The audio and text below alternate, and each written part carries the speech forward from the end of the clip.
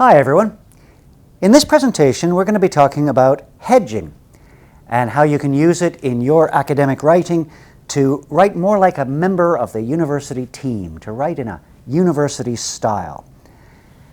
And here's a brief overview. This presentation is going to cover three areas.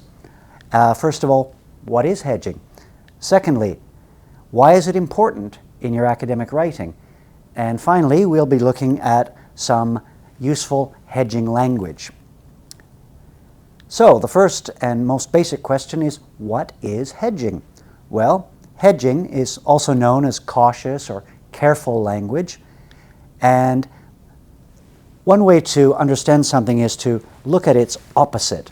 And so, for example, there are many situations where we don't use cautious or careful language.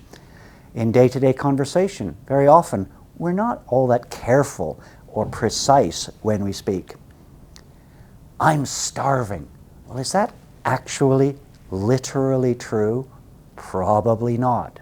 Maybe it just means you missed lunch. There were 1 million people there. Is that accurate? Is that precise? Well, probably not. Everyone knows that. What, every person on planet Earth knows that? Not likely. But that's because in day-to-day conversation, we're not interested in being accurate. We're interested in being interesting. We're interested in being fun to listen to. And so often we will overstate and be overdramatic because that's more fun to say and more fun to listen to than people who are being very exact all the time. Now, it's not just day-to-day conversation. Of course, it can happen as well, and does happen as well, in advertising. The most delicious cake you'll ever eat. Well, do the manufacturers of the cake know that that is definitely 100% true? No, they don't. But they're not interested in giving you scientific information. They're interested in selling you a cake.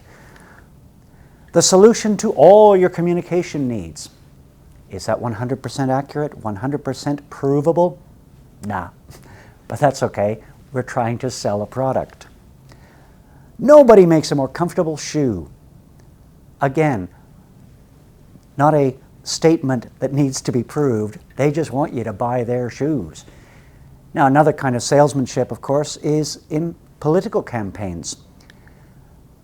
You'll see things like, our tax plan will fix the broken economy. Very strong, very confident statement. Do we know it to be true? Probably not. But they want votes. They don't want just statements of fact. You want a happy future? Vote for us. Once again, very confident, very strong, maybe not accurate. We've got the answers. Again, very general, very confident, very strong statement. And these are the kinds of things that we get in communication that is day-to-day conversation, advertising, politics. But at university, communication, especially written communication, is generally something different. It means avoiding those 100% or 0% statements. It means avoiding words like all, every, no, always, never. It means being careful. It means not saying more than you can prove or than you can support with evidence and data. Now, why is that important in university writing? Well, if we think about what a university is, it's not about things that are obvious and always true. Okay, things that are obvious and always true probably don't need to be studied, certainly not carefully at university. At university, we're looking at new ideas that may be right, that the evidence seems to support, that are generally true. And it's actually part of a professor's job. If you say blah, blah, blah is true, it's part of that professor's job to think to him or herself and then maybe to say to you, are you sure? Always? Everywhere? Okay, so when you use hedging in your writing, you're showing that you know that things aren't always true, everywhere, for everyone.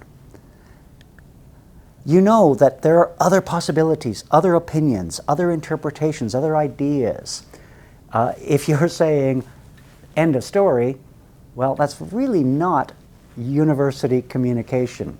That's selling. Okay, you're showing that you can express yourself in a humble and polite way. Humble, in other words, it seems reasonable to suggest, or arguably, okay, you're showing, I don't know everything. This is the best thinking I can do at the moment. And politeness, well, sometimes you need to criticize people and their ideas and their research and their results. And it's much better if you can say, may not be entirely true. That's much better than saying, so-and-so is wrong. And finally, it's just a matter as well of writing the way we write at university. It's just part of the university style of writing. We express ourselves cautiously, and we show that we are cautious, careful, reflective, rational people. Okay, here are some useful hedging words and phrases.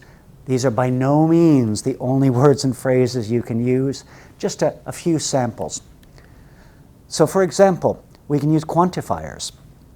If I say students dislike exams, what does that really mean? It means 100% of students around the world always dislike exams. And that's too much. So I can say something like many students dislike exams. I can say some students dislike exams. I can say the majority of students dislike exams. And those statements are actually more accurate than saying students, because students means 100%. And I don't think we can say 100% of students dislike exams. There are also some verbs that are very useful when we're trying to hedge a statement. Students dislike exams, well, that can turn into students tend to dislike exams, or students appear to dislike exams, or seem to dislike exams. There are also some adverbs and adverbial phrases we can use. They generally dislike exams. For the most part, students dislike exams. Frequently, students dislike exams. Okay, so we're taking away that 100% idea through adverbs and adverb phrases. We can also do it by referring to other people and their research and their ideas and their writing.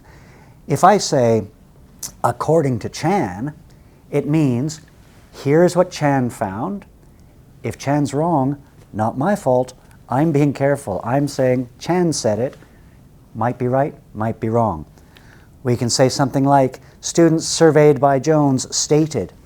And in fact, there's actually a double hedge going on here. First of all, we're saying this was the result of one research project, and we're also saying that students said that's what they think. We're not saying that we know the inside of their mind. We're saying they said it. Were they being honest? Were they being accurate? Well, maybe, maybe not. But we're just saying, here's what they said in one survey. So it's cautious, it's careful. And of course, we can combine hedges. So for example, we could have research done by Smith. Okay, that was one project. I'm not saying it's necessarily true. Suggests that, okay, here's an interpretation of Smith's research. The majority of students, and not all the students in the world, the students who were interviewed in that one case, and they appear to dislike exams. So hedging can be increased by combining some of the things we've looked at. Now, if you'd like to know more about hedging, you can go to the Language Center's English Language Support Services, the ELSS online resources. There's the URL, and if you look under Writing, you'll see Academic Discourse, and then Hedging, Style and Tone. Okay, thanks for watching, and happy hedging!